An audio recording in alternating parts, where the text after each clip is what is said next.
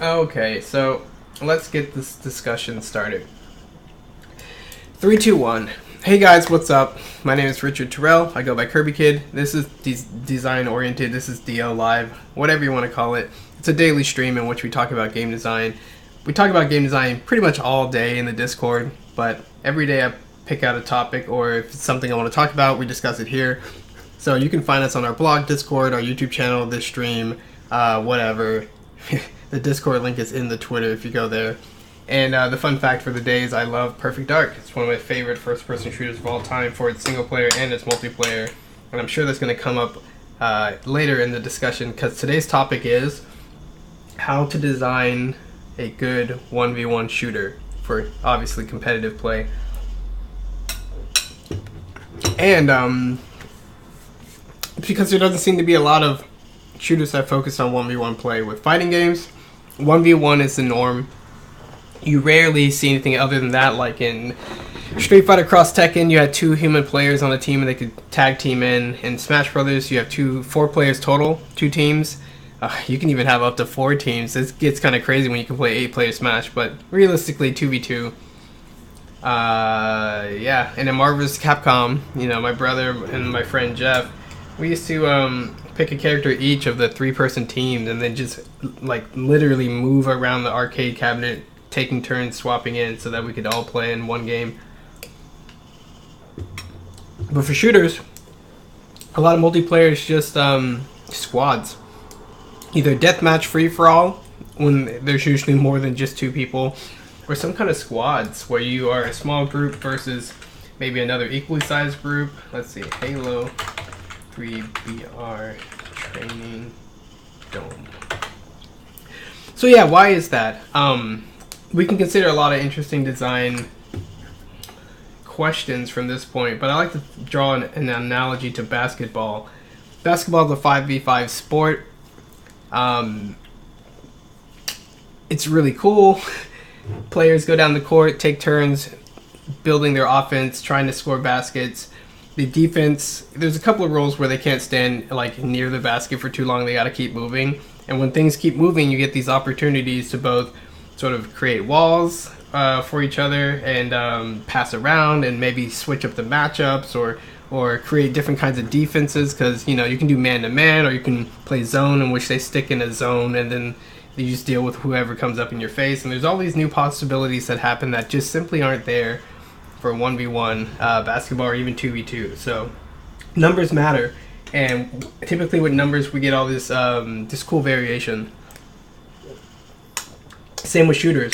You get the ability to do team callouts and map coverage and suppressive fire and backing up your teammates, and obviously sharing information using your limited views and putting all that info together to try to get a good sense of what the opponents are doing. You get more complicated team compositions with certain power weapons and support weapons or whatever.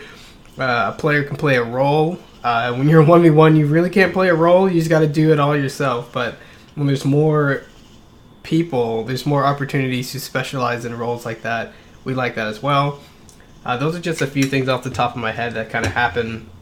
And you can see that in all different genres. The more individual character players you add, the more you can sort of specialize, and it potentially gives your game a lot of strategic and experiential diversity. Or it could just make a big old mess, but usually it doesn't. So with shooters, we can, take a little bit of a trip through history and check out what our roots have done, what has traditionally been done in this area. And this is just a video of Fatality and 0-4 in a Quake 3 tournament. This footage is from 2009. I don't know if it's even older than that and they just posted it in 2009. Probably not. But this is classic Quake, right? And they move around the map. There's power-ups that spawn at specific times, so they grab them and they do this advanced movement technique to keep their momentum up, and they're mostly going around an empty map, trying to get either enough power-ups or race to specific good power-ups. And then, if one person gets it, the other person has to race to the next best one or wait out a timer or something. And you can see a lot of this back and forth that looks much like this. The time to kill can be pretty quick depending on the weapon, and they can engage each other pretty accurately from very far away on the screen, like across an entire room. So you can see that the multiplayer gameplay consists of a lot of this, and in their heads, obviously, they're thinking tons of stuff, because obviously the map is huge. It's not simple. There's multi-layers and hallways and chambers and jump pads, whatever that is. I never really played this, but yeah, there's a lot to sort of information to make up for when you don't have like a team controlling parts of the map and giving you callouts on what they see, so you can get more and more information. So this is pretty much an extreme example of what the first-person shooter is capable of. Right, and you have to have so much just like pre-knowledge, right? I don't know what multiplayer Quake will look like in the same arena or with these level of skill players, but I'd imagine it would be less sort of movement based and all over the place, and more like, well, you can definitely lock down some kills if you multi-team someone. The whole idea of a double team, that's another one I didn't mention, but being able to double team someone is not possible in 1v1s. But it's also not really advantageous in 2v2 basketball. If you double team, they just pass it to the other guy, and it kind of defeats the purpose of double teaming him. But when there's 5 players per team, you double team them, they pass to the other guy. But if you have that guy covered, they can't just pass full across the court. So you can kind of shift your power and your control around, and it's a lot more viable to double team when you have 5v5 basketball and blah, blah, blah, blah, blah. Numbers matter. This is just some Quake. I'll leave it on the background for now. So what we want to do in this discussion, as we do with any good brainstorming session, is kind of get a list of what we like in current multiplayer shooters, and then it frees us up to sort of better consider how we can design a 1v1 shooter that embodies the same kinds of experiences or whatever. So I think I have a few people with me on chat from DO. If you are stealth in the chat, you can say something now, or if you just want to keep listening, just say I'm stealth. We got a friend Fernando. So Fernando, you saw the stream previously on the HunterNet. He's making a game that is scalable up to hundreds of players, but obviously it's good that if your game can be fun for 1v1 and hundreds versus hundreds, that's a much better design than if it just falls apart for some number of encounters. So yeah, definitely working on that scalability. Keeping these things in mind is also cool for projects like that. Let's stop you. You're making too much noise. Okay. Let's go to Splatoon 2, actually. So this is a video from that SRB2 dude, one of my favorite Splatoon 2 players.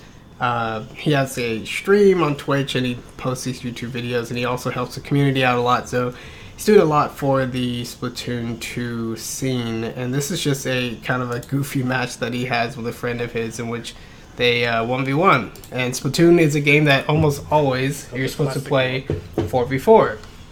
Same game type, same weapons, same everything, except for the fact that they initiated this match with only one on each team.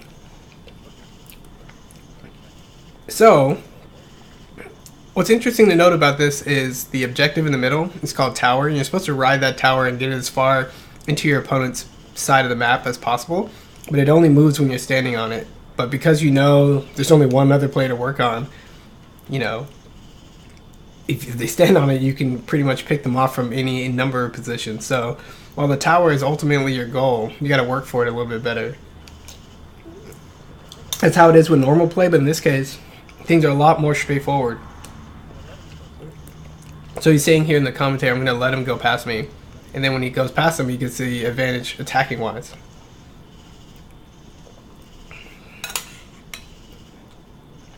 And when he's off the tower, and no one touches it for a few seconds, it resets back to the middle. So he basically forced him off the tower, killed him, because he was in a situation where he didn't have his own ink in the area, and then he just took the tower over, and now he's trying to get enough points.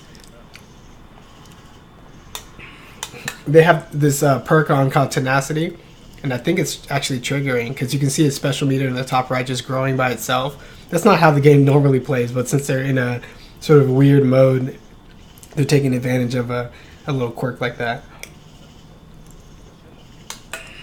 Tenacity basically says if you have less teammates on your team than your opponent, you automatically build super.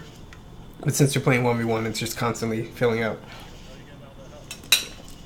But it's interesting. The game still has elements of what we like most about Splatoon 2 play, but it doesn't have team composition, it doesn't have assists or call out, and the back and forth it's I think a lot more extreme. You die once, you give them a huge advantage because that's a team wipe, and you can see here, like, you get a little bit of control. And let's see how they open up this match.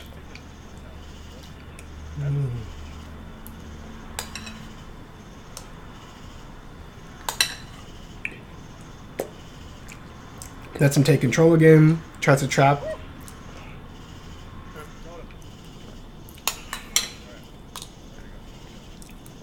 It's cool they're using the same weapon too, so it's not going to be a weapon mismatch or a matchup problem.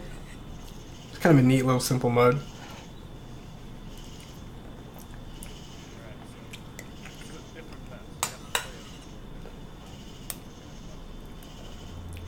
I mean, that SRB2 dude is really good, so silly mode or not, he's gonna kill you. He's gonna splat you.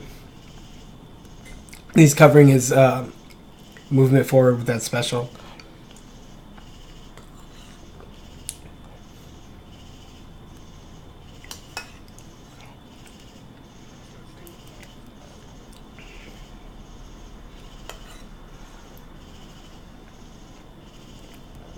See how he has to keep jumping on the tower to keep it going? And since he has no teammates, he's got to do it all himself. So, in a lot of ways, that focuses the gameplay in a way that you don't see in the Quake.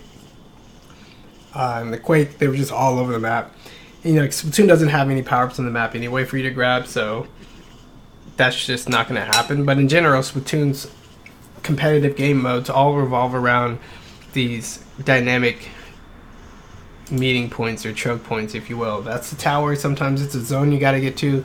Sometimes it's an object you got to get to and carry it over. But in the same way that it focuses team-based play, it also focuses 1v1 play. Something to keep in mind. So I want to find one more video. There was a training. Is this it?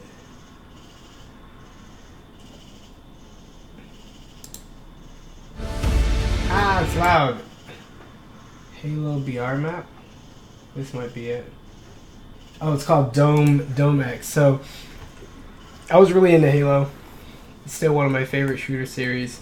I'm not good at it, never was, but I like to follow the competitive scene.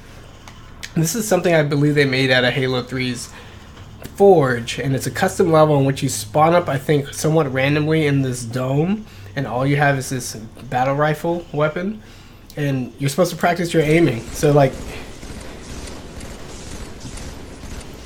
oh, this is just practicing your aiming straight up, and they gave your player, like, infinite shields, basically. I guess if you even let it for a second, their shields regenerate. So it's just a good way to get long, prolonged shooting practice. That's kind of neat. Another creative mode. I want the other one though. Where is it? Well, this kind of shows you what kinds of things you might want to change and how it focuses the gameplay when you make a 1v1 style game out of something that definitely wasn't built for this explicitly. And when you waste the shields, I guess it's only their body. Stop making noise. I want... Oh, this is another example of something. I'll put this up for now. Whoa, Halo Dome... BR practice, dome shot. No. It's good enough. You get the picture. So, if we're really flexible on the rules that we're going to tweak, if we're really flexible on the creativity and the game types and what we're looking for in our shooter, Let's just make a quick short list of the cool stuff we want. Let me just, what do I do? Make a note here, and I click this button. So we want, what do we want?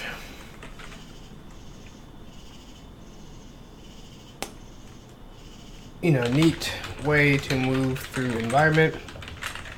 It doesn't have to be flying. It doesn't have to be teleporting. It doesn't have to be jump pads. It could be anything, but we like the fact that they're environments to move around in. And even though that kind of creates that problem we see in Quake, where if you put too much space in and not enough ways to focus it, they're just all over the place. A neat way to move around is important. Not confined to a dome as far as the level design goes. We want a variety of weapons. So we saw the Halo was just one weapon, we saw the Splatoon was just one weapon matchup, but even though being on a bad matchup sucks, we need to figure out a way to have a variety. So a variety of weapons and things. What else do we want? Something to focus the gameplay. Less camping.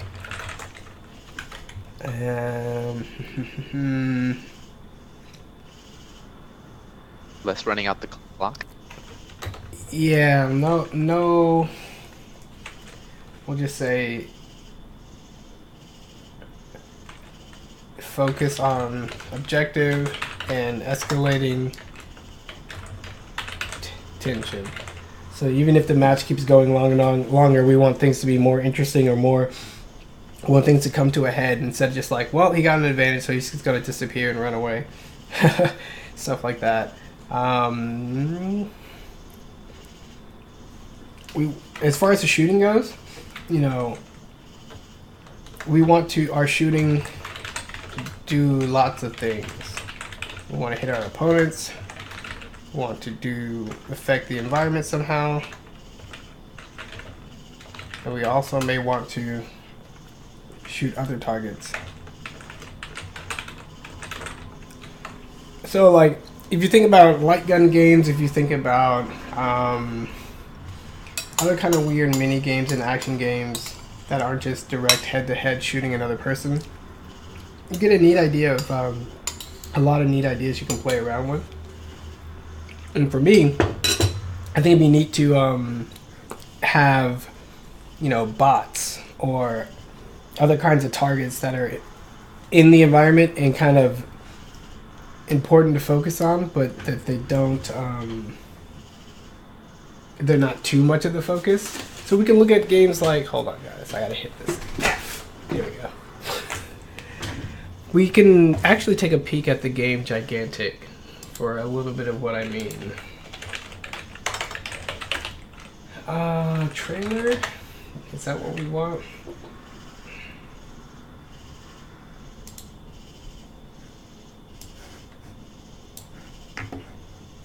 That's loud. So this is a game where you play as a squad against another squad, and you go out into the environment, and sometimes you capture zones.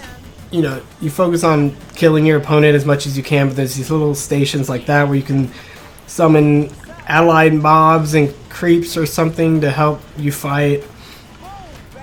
A little MOBA-esque, I guess, like that. This game has really bubbly animation. It's neat. So as you can see, skirmishes happen, fights happen, but the big thing about this game is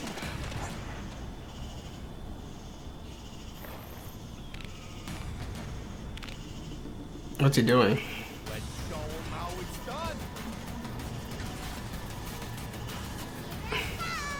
You're just showing lots of characters. Show what's unique about your game. Hopefully it's coming up. There. So like you're actually fighting for the side of your huge creature, and your huge creature becomes like more and more of a factor in the match the further the match goes in. So, you know, you're dealing with some low level, simple NPC type mob things. You're dealing with other players in the environment, and you're also dealing with these huge boss style creatures. So the basic idea of being even in a 1v1 competitive situation, you can have other elements that are important and interactive and borrow on ideas that other game genres or other game styles, other shooter styles have done is what I'm interested in most. So let's take a look at Perfect Dark, because that game, I don't even have a good footage of Perfect Dark. I mean, I can explain what I'm talking about. Perfect Dark is one of the few games, especially back in the day, that gave you tons of options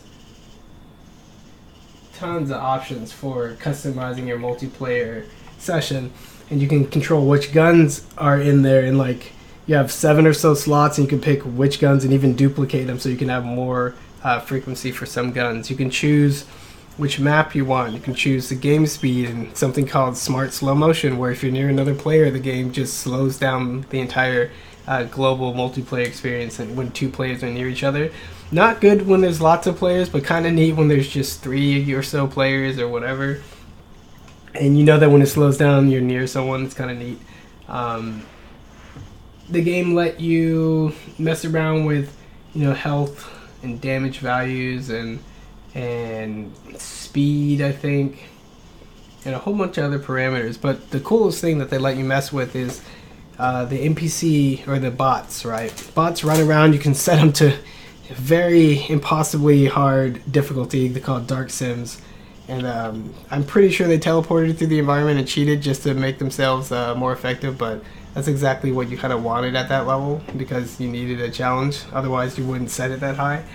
And these Dark Sims, or these Sims in general, you can set them on different teams. You can set them against the humans. You can set them with the humans. And that was super unique, because not only can you pick among, how many do they have? 8 or 10 different personality types. Let's see if I can remember any of them. Turtle, which is a slow-moving sim that always has a shield on it. Pacifist, which is a sim that never shoots but quickly dances around and disarms you using the melee attack. There's a cheetah, or just like a super fast sim. There's the vengeance sim, that whoever kills it last on the other team, presumably it goes after that player exclusively. Maybe just like a normal sim, and a few others, but it's been a long time since I played, but this is so fun.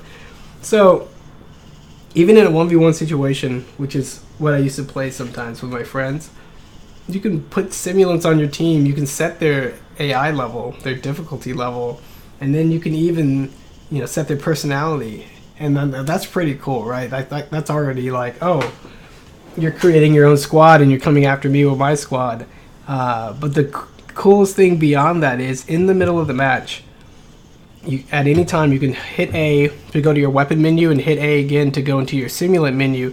And for each one of the simulants, the bots, for each one of the bots on your team, you can set their AI to do different things, like seriously, like follow me, which is super cool. Like protect me. You can do, like, in general, just do your own thing. You could do attack a specific other player. And so in the middle of the match, I remember playing a match with my friend Chris once, and we had different simulants on our side, so we picked which types we wanted. And the match was really close. So the turning point of the match was when I stopped and made my fast simulant, the cheetah, go after his turtle exclusively. And instead of that turtle being around him and sort of being like a shield, like a literal shield, because it has a shield and it stands in front of Chris because it was in protect mode, it would always be hunted down with his fast character. And no matter where he spawned on the map, that AI would be like, "Where's the turtle?" and just like just run across the map to go take it out, which would effectively nullified it.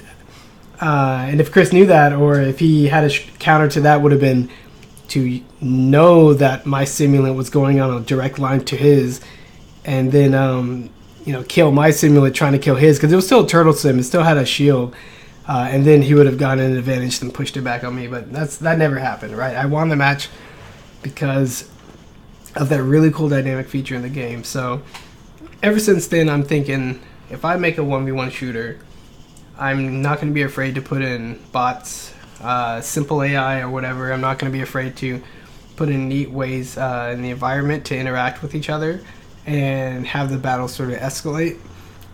I really love Salmon Run. And Salmon Run Splatoon, you should already know about how that works because I stream it often enough. But the cool part about Salmon Run is it's 4 players working together.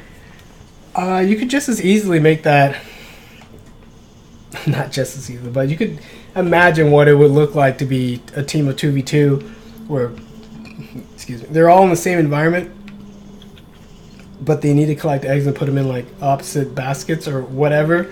Just make up something. But the idea of being in an arena and the biggest threats, maybe the biggest threats, depending on how you tune it, are these simple AI but highly sort of layered and dynamic enemies. And then you're competing with other humans indirectly to gather the eggs or whatever. I'm like, oh, that's a really cool idea. You know, you'd probably have to do something pretty unique or special to keep the humans from just shooting each other in the face all day. But, yeah, that'd be neat. So my shooter, I wish I could show you footage. There's so many games that I reference that I have not a lot of footage of. But one is The Legend of Zelda Spirit Tracks Battle Mode. And it's a top-down battle mode with 2 to 4 players, and you're in an arena, and you're supposed to run around and collect as many of these force gems as possible. Whoever has the most at the end of the time limit wins. But the coolest part is, with the DS you have a map, so you're never just like clueless at where other players are when they're off the screen. But the coolest part is, a lot of the levels were designed with ways for you to interact with each other, even though you may be on the opposite ends of the map. They have switches on the ground, and the switches cause trapdoors to open, and it causes trapdoors to open multiple at once and potentially across the entire stage. So when you get to the right button and you see that they're all the way across the screen on the map about to hit the trapdoor, you get ready and you stand on it and hopefully drop them in and make them lose some points. And I really felt like little things like that made it to where even if you're separated from spatially from a great distance, it allows you to interact as if you were close, right? There's still really tight timing. It's really funny when you pretend to step on a trapdoor, then quickly move off, and then they trigger it. You're like, yeah, I know what you're doing across the map. You're like, it's just so funny. So many interesting little ways to keep distant players engaged. Another thing that I love about shooting games, I said shooting lots of things, but I love targets. I love shooting targets, and in a lot of ways, bots slash NPCs slash AIs accomplish this task, but I like literal targets, like non simulated human style targets. I guess I like bots too. Perfect Dark style.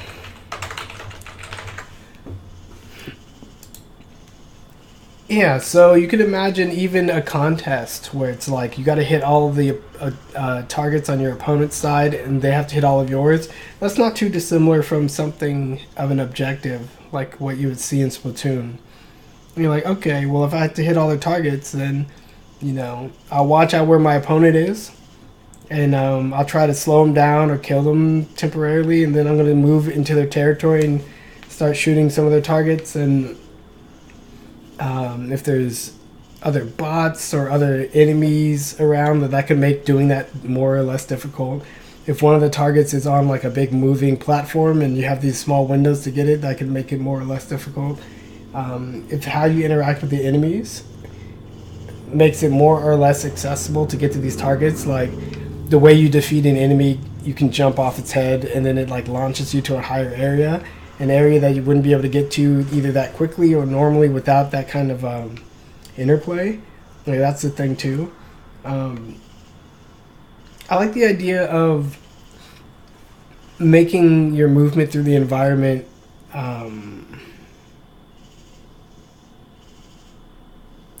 what do I want to say? It needs to be just fun enough to move through the environment, almost like a platformer. Even if you don't have a lot of anti-gravity abilities, sliding down things, jumping off the edges of things, falling down from things, and having those actions be sort of interesting shooting challenges is something I'm interested in. So if you're sliding down a diagonal surface, maybe the camera would tilt and it would make your aim feel a little different. But mastering how your character moves through the environment and how that changes your aim would be half the fun, right? If you're tumbling head over heels, in some way that doesn't make you throw up, that'd be cool if your aim was like moving in a circle or something. In Kid Icarus Uprising, they have a status effect called spin, and when you get hit by it for like a second or two, your reticle and your view just goes in a circle as if you're just holding right on the analog stick, and you can counteract it by swiping left, so to speak. And it's only temporary, but it's really fun to go like, whoa, for a moment my aim's crazy, and I could either try really hard to counteract it or you can just go with the flow. And sometimes you go with it and just makes it, not to bring in another reference, but it's really cool how in ballet, when they're doing their spins or pirouettes or whatever, they hold their head steady and they focus with their eyes on some point and allow as much of their body to turn as possible before basically whipping their head back around and overtaking their rotation so that they could keep their head as still as possible, as long as possible. It creates this nice little like whip motion. But you could do that in Kid Icarus when you get that spinning sickness. You could either go with it and whip, or you can go against it and just struggle. It's just a lot of fun. So, giving the experience a little bit more of a cool tactile effect, and having how your body moves and the environment you're in affect your aim in neat little ways like that is something I'm interested in. Local Tony in the chat says, dynamic environment, moving parts, hazards. Yeah, put it all in. There's an ending funny scene at the end of Cowboy Bebop episode called not Wild Horses. What was it called? Cowboy Funk. And I don't think I can show you a clip because YouTube gets mad, but I can always post it. Let me see.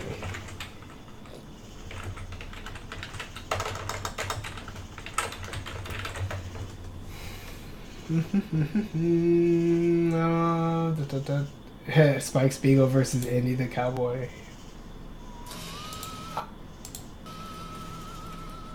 I'm showing it. Let's just... I don't want to get flagged again. I'll show it at the end. How about that?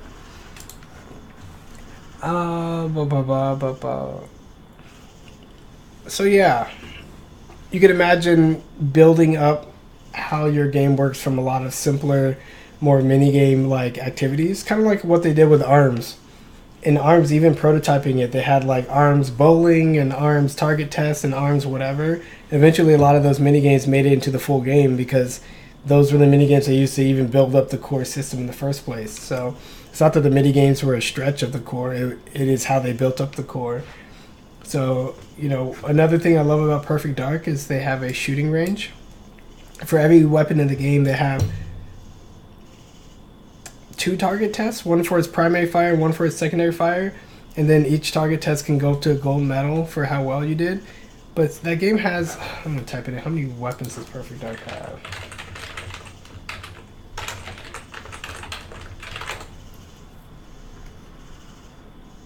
$41.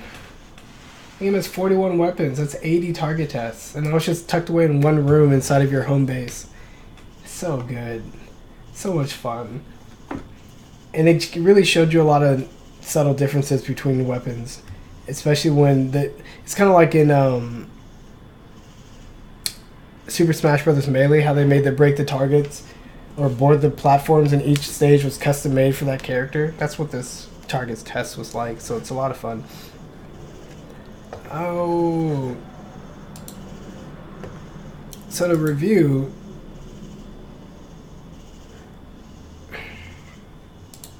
stop that.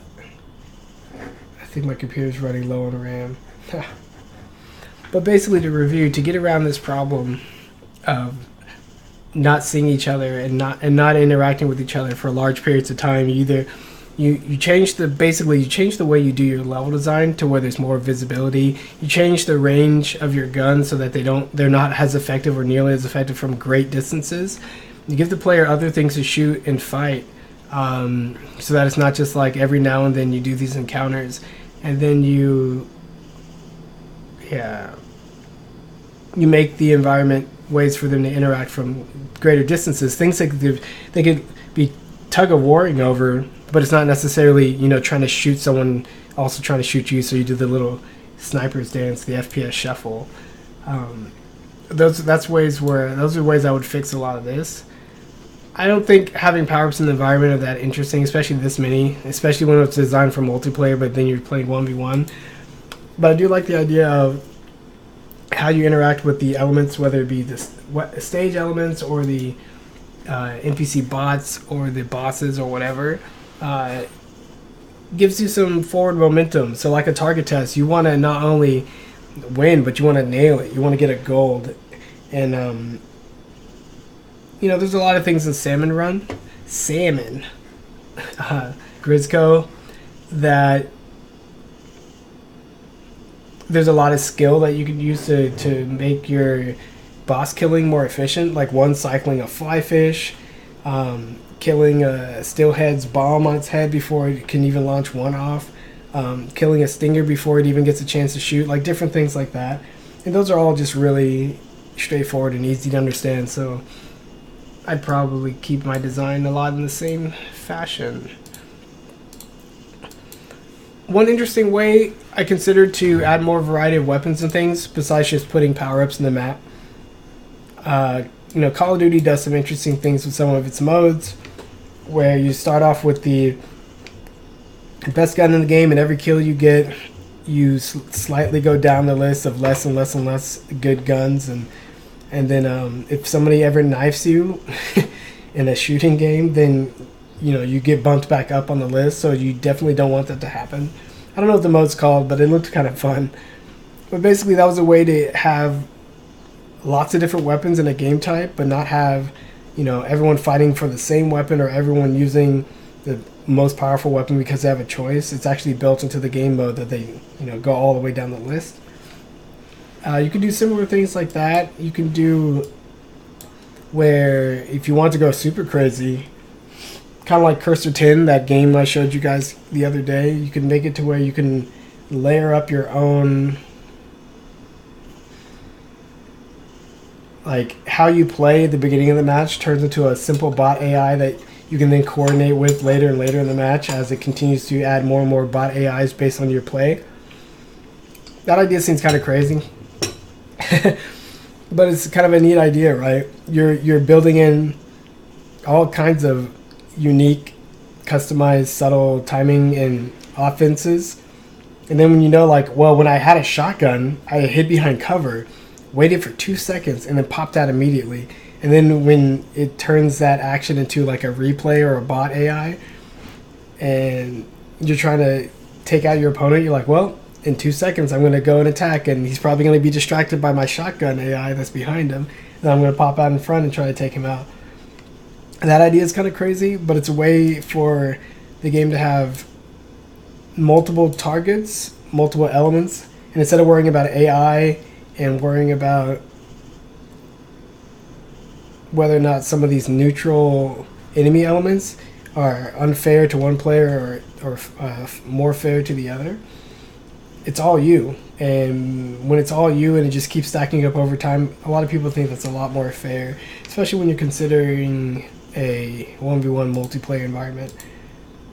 If your game is not just deathmatch, camping becomes less of a thing.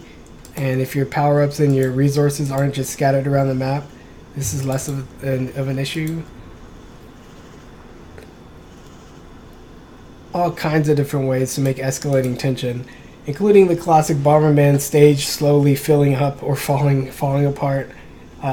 Just borrowing from a lot of different games, right? Not just being stuck inside of a first-person shooter and being like, okay, we'll start with the Battlefield base or a Call of Duty base or a Halo base. Like I'm thinking of completely non-shooter games to draw inspiration for this particular brainstorm session.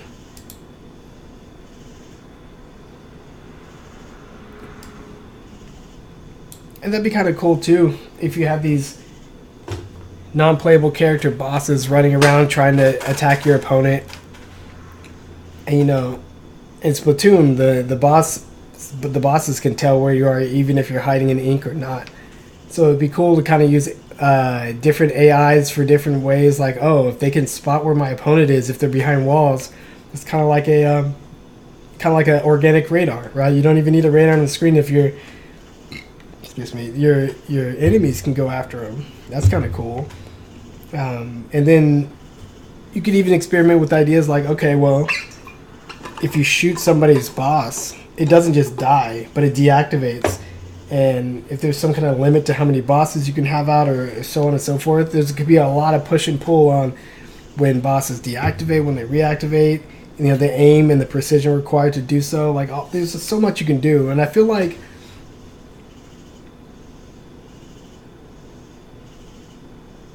you might think that competitive shooters are all about 1v1 shooting the other person, outplaying the other person, and directly dealing with the other person. But there's a lot of sort of non-head-to-head activities and skills. Your just basic ability to move it through the environment is a skill that's largely uncontested. So I'm not afraid of playing that up in any kind of idea I work with. Maybe a significant part of the challenge is how you move around the environment, how you platform, and there could be something like Mario Party where you're prone to fall off the map. And unless you're good and you keep your skills up, that might be your undoing, or it may give you a setback or whatever.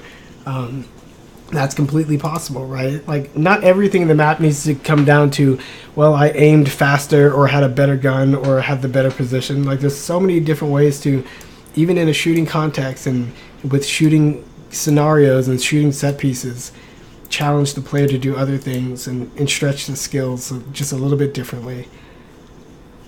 Which is why I thought Morphe's Law, that strange game for the Switch, had some interesting things going for it. Shooting, let's just look at a trailer. Why describe it?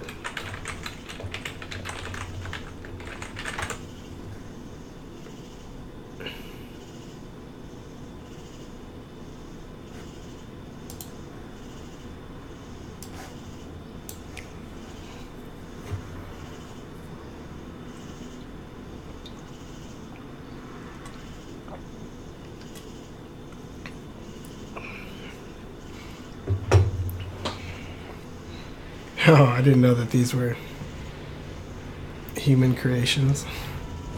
4v4 multiplayer shooter.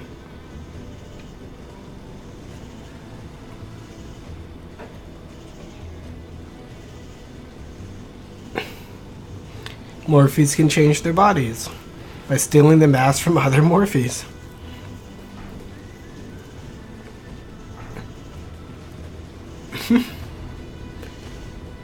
Morphes can steal mass from any body part.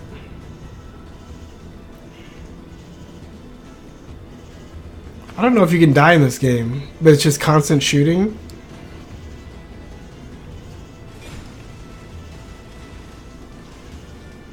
Yep, you can die.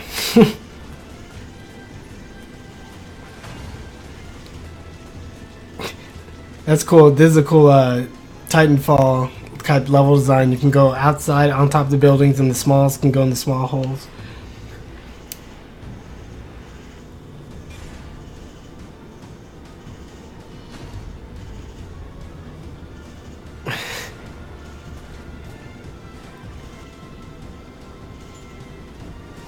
Did he just do a mega stomp? And he's just pulling people? Was that like a fart rocket? Like Booger Man? Well, that's cool. I think I had a comment the other day that it'd be neat if Morphe's Law actually involved those gigantic skeletons you were feeding Morphe energy to determine who wins the match. Project1v1.com, what is this? Yeah, Xbox is making a 1v1 focused shooter. Cool. The guys behind Borderlands Yeah. They're Texas natives. I visited their studio, I think. At least they had a party there at some point.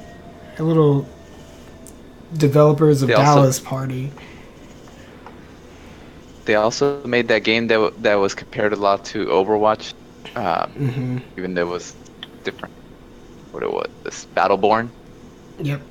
Any info on this thing? No, it's just all secret. When I know there's info, it's 1v1 with cards. Cards? Yes. Like I think they were trying to like combine 1v1 shooting with Deck that building? Blizzard card game. You know, all those Hearthstone, card games that become popular. Hearthstone. That's the impression that I got. And a lot of shooters have been doing cards, right? Like Paladins have cards. It's like kind of a boring way to soup up a 1 versus 1 shooter. I think you mentioned the other day how the cards were sort of like a little bit like RPG elements. Yeah, when you're making a card game and you're trying to make it competitive and deep, you're gonna run into the same problem that a lot of RPGs have. Of well, not only are we gonna have to define a lot of these parameters, and it's a lot of upkeep to do so, but even then, it's still gonna be hard to make any kind of deep system because every rule we try to interconnect in a card game, players have to freaking learn it and know it and keep track of it, and it's a lot. Yeah. Well, I've seen a design trend of taking games and just adding cards to them. This seems to be in that way. They're doing buy packs. Yeah. What do they want, Tony? I don't. They want to buy card packs. That's what they want. Yeah, who doesn't want to buy card packs? Monetize it. Yeah, I'm sure part of it is tied into how they want to monetize. Yeah. But that brings up a interesting point. I mean, like I said before, you don't want to just go, okay, shooter, let's just make what everyone else is making, then change the skin on the dudes. So just hearing that card game idea, I think, okay, if you're going to have a game with different level elements and different NPCs and bots and stuff, maybe having a basic card game like system would be a decent way to customize it and then have that variety enter the game in somewhat of a random fashion or whatever.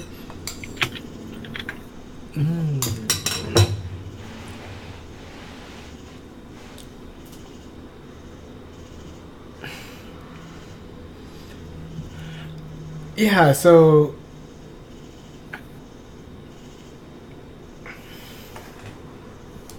Paladins wiki cards. Okay, let me take a look at this. I played Paladin, and yeah, the cards to me just added a lot of extra complexity, made it harder to pick up the game. But a lot of players do play a lot of Paladins, like it lets them custom their build, their character more their own. What does it do? It just adds attributes and abilities and... It can buff abilities, like maybe you have an ability that lets you teleport, maybe with the card you can teleport twice. Or maybe maybe a different card, instead of letting you teleport twice, it resets some cooldowns every time you teleport. Then there's some more generic cards that everybody has access to that let you change basically like armor bonuses, like you have better armor against magic or better armor against explosives, and then the other team is building a very heavy magic based team, then there's that aspect to it as well. Can you change any of these as you play? Yes, some the ones that make the biggest changes about your character, those you pick ahead of time, and then the ones that let you react to like the composition of the enemy, which are like generic Paladin's cards, those you play your favorite get a little bit at a time as the match goes on. Iron sight sniper. I'm watching the trailer video. Explosives expert or a track star. They iterated on the card system a whole lot, so depending on the videos from. It's on the webpage. Just pick your favorite Should be the 5 most cards and update. allocate 15 points across them. Maybe looks- Moving cards yeah, up and down as those you are the see cards fit. that make up your You don't wanna character take the time to deck, build a loadout? and then there's Don't worry. generic We've cards. included pre-built that you loadouts get for while each you're- champion that give you an idea of This is Paladins is a You MOBA. can further customize your champion in It's match a with it's like talents. Overwatch but with cards. Oh, okay, Paladins. Wow.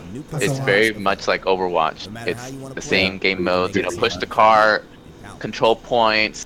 The heroes are even very similar to one. Find heroes that are similar, tanks that are similar, healers, tanks, DPS. It's Overwatch with their own version of heroes and abilities, but with the cards top. Mm. So everything you have in Overwatch plus cards. And even more visually busy somehow. Oh yeah, and, and more heroes. They add 'em more. Yeah, they did. And whenever I think of a game idea, I'm always thinking what few elements I need to get it to work. And it seems like I never go, let's just add a whole bunch of cards and RPG elements and just let the Yeah. players tweak the stats. Like, I don't care about tweaking stats. I don't think it's necessary or important. Well, it makes the design problems so difficult. They hadn't gotten the core of the game well balanced yet, and while they're doing beta testing, they add this whole card system on top of it, and it's such a challenging problem. And the card system changed so many times. They changed how the cards work, how you got them, what they did, over and over and over again until finally I think they've settled down on something. It's not. I think the design really got hurt, and the development took so much longer because of it. And I think the game obviously could work just fine without card system. Could just be like Overwatch. How much the card system adds, I mean, I don't know. People do like it, but yeah, it's weird.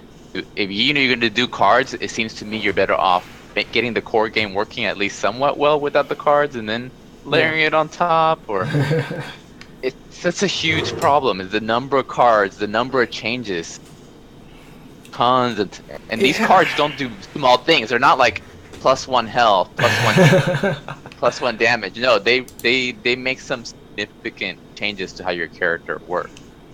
Their abilities vary quite a bit. So instead of each character having one ultimate, now they have 3 different ultimates.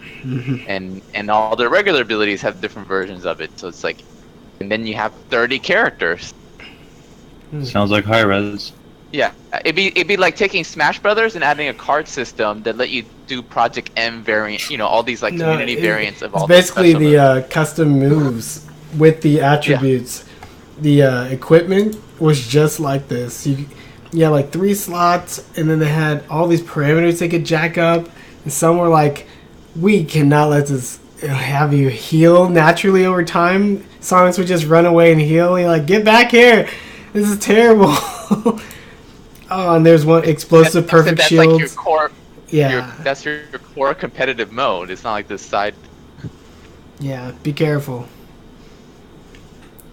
Yeah, I hope they don't do any of that with Smash 5. Just focus all your energy on making the things that most of the people will play and not forget or gripe about. I don't know. People don't consider like the scope of the design problem. Like when I did HunterNet, I started with 100% symmetry just because that's made it easier. It's like minimum number of variations, just one explosive, one melee attack, one of everything, just to try to keep the scope. And still my scope is pretty huge in other ways. But I knew this. Like it's hard to make a good game. It's hard to balance things out. Don't overdo it. It can easily get away from you. But a lot of these games, and especially games that worked with teams, they're working with more hard-defined deadlines. They got to get the game out by Christmas. Yet the amount of stuff they pile on very quickly just seems like even the world's best designers would have trouble. Feature creep, right? That's what it's called. Yeah, but the design creep is just ridiculous. Yeah. Even it's just another bit of trivia to throw in, but even when they were adding in customization features to Mario Kart, Miyamoto didn't actually like that very much. Remember Mario Kart DS? It's mostly just noise, and I feel like a lot of developers feel like they need to put that in to keep players engaged and stuff. But even players know it's noise and it's confusing. It doesn't make the game Game itself should be clearer engaging. at all. just opens up a lot of questions, and you just hope that you got a decent something, and maybe you won't. Oh. Well, and Nintendo with Mario Kart has the advantage that they're building an already existing design that's been well proven over multiple generations. So they add this little thing on top of it for a next version. Marketing wanted it. It's a much easier problem. Even it's not really necessary. But these are like games, brand new games from scratch. I played that stupid cucumber car in Mario Kart DS because it had a high item stat. I'm pretty sure that stat did nothing.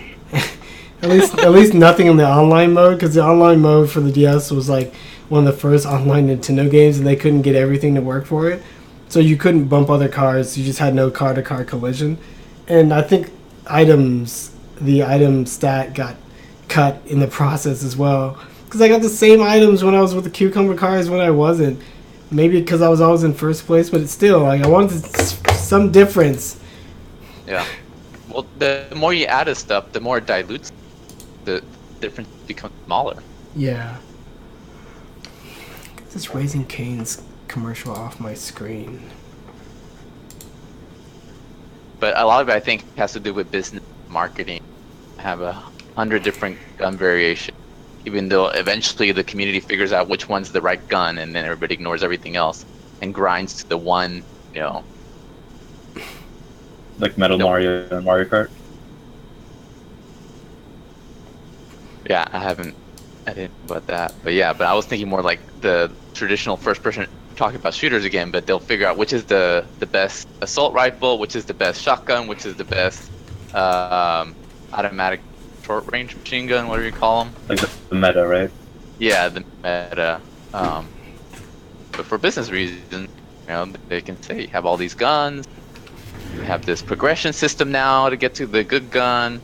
You have customization. Everybody's the same, and they can have something they can say they added that didn't exist in the previous version. Are you experimenting with customization in HunterNet, or are you trying to keep it at a minimum? Like the ship that you flew is not customizable by design, but the old ship, which you can switch to in the game by pressing switch to Hunter Scout, started out as an uncustomizable ship, but now you can customize it by adding or removing equipment. So it has access, unlike that ship that you flew, it has access to 18 pieces of equipment, and you can equip all of it, or you can equip 5 pieces of equipment and 10 heats. The heat sinks make your existing equipment and engine more energy efficient, so there's a trade-off. By adding more and more equipment, you can get yourself more and more variety.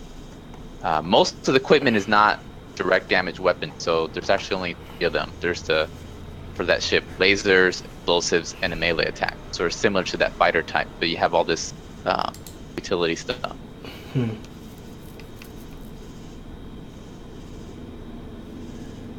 So yeah, there's customizability. And I originally did not put that in. It kind of came in over time because the game was so complicated that I thought, well, let me make it so you can play without the full set of ability. And that led to that custom. Cool. I think that just about wraps it up for this little brainstorm session. Any final ideas? Nothing? Because I'm tired. Yeah, I mean, I think 1 versus 1 shooters can work really well, and I'm going to keep experimenting for my game on various ways to do 1 versus 1. And if your game works well 1 versus 1, then it should make your life easier when you do bigger modes. So I think it's a good design rule when working on a shooter. Not a rule, but a approach to see if you can get your game to work well in 1 versus 1 before focusing on other modes. And that's something I did consciously. Make sure HunterNet worked 1 versus 1, and then I had a test map where I had rooms of different dimensions, like 6x6, 10x10, 32x32, 64x64, and then made sure that it would work in those different sizes in 1 versus 1 free-for-alls. We didn't go up to large numbers of players because I only had a few testers, but that helped me tweak the movement, acceleration values, damage values, speed of the projectiles, all that kind of stuff that is so important when you play the team games or the larger game. But it was so much easier to get those numbers to reasonable levels when I scoped it down to just simple rooms and 1 versus 1, even if that's not what we normally play. Cool. All right, that does it. Until next time, guys. Later.